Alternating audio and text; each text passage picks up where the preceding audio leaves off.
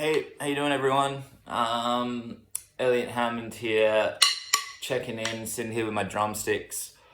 Quite a sad day today, and obviously that is because of the passing of the great Charlie Watts, who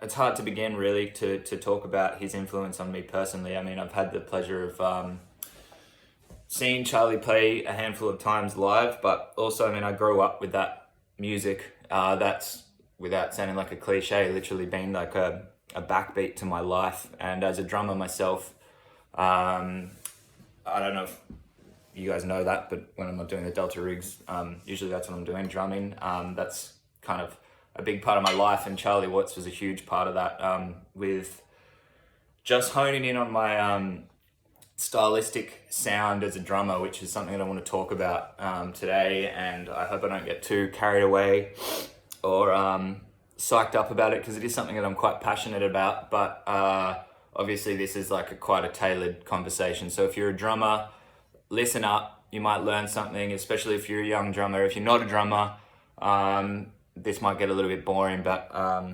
it's crucial to the art of this, which is what we do, drumming, to have your own stylistic sound and create and define a moment. That's your job as a drummer, as well as keeping time and backbeat, is to pass on these tricks that not tricks really, these are skills and stuff that's worked on but not really discussed except in exclusive little drummer circles. And these are the guys that are now leaving us, and it is a bit of a worry to see, because when I see guys like, Clyde Stubblefield, obviously these are huge drummers. For me, Charlie Watts being one of them, Buddy Miles, Mitch Mitchells, all these guys that actually defined a sound, and then passed that on to the next generation. So what's kind of pissing me off, to be honest, and this is just purely as a point of coming from the fact that I'm a drummer, I'm a session drummer, I drum for other people and drum for myself, but there's just this lack of actual expression in drumming these days.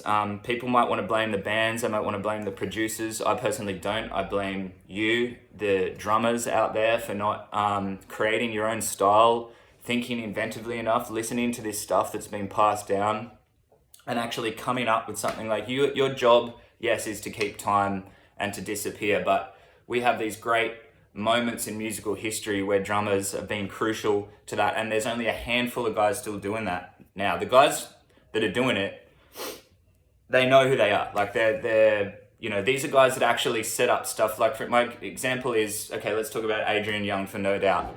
Not the best drummer in the world, probably not the best drummer in fucking No Doubt even. Have you heard of the fill that he puts on, what is that? Hella good.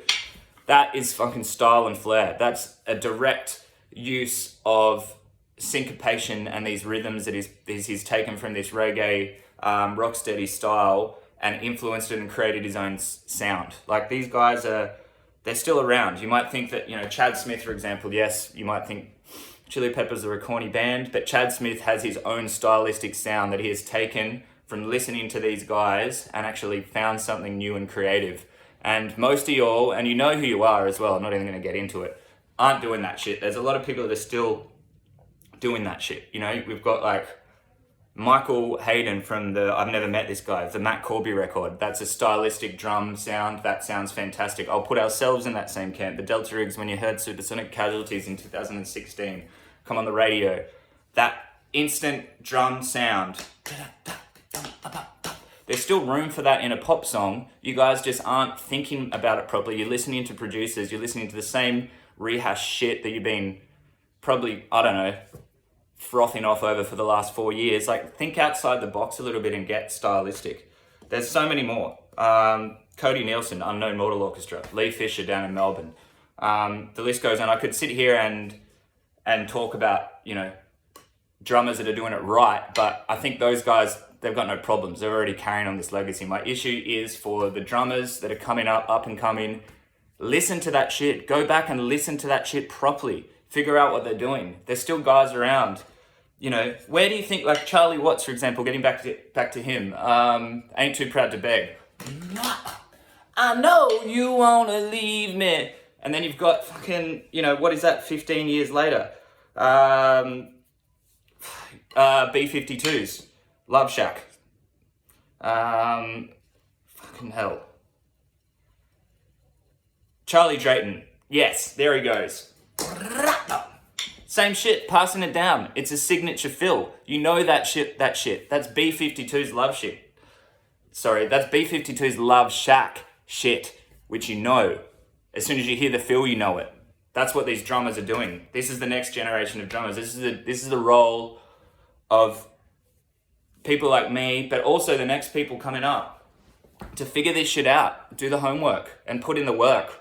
And let's keep this legacy of great drummers like Charlie Watts alive, because it's going to be a sad day if it goes. And that's